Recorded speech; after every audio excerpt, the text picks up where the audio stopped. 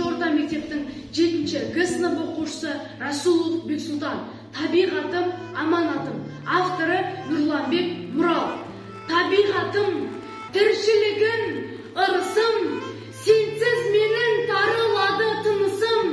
Биік-биік тауларыңа қарасам, алшаң басып түзіледі жүрісім. Сенсің менің тазалығым, тұнығым, сенсіз менің үзіледі үмітім. Сен бар жерде жұртыңады көңілге, сен бар кезде құлшыламын өмірге.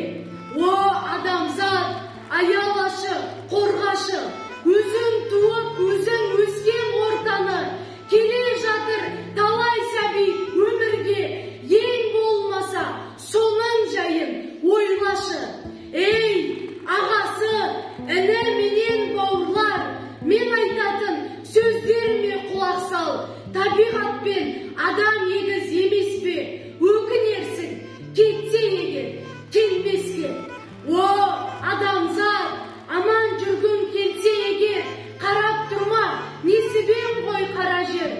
Табиғаттың тазалығын сақтағын, азаматтық борышыңды ақтағын.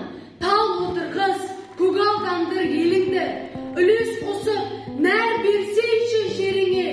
Мал қалғанша, тал қалсыншы деген ғой, соны түсін, аманат бол атадан. Жаса, жайна, ұлан басын жер әлем, бастамашыл ағаларым көреген.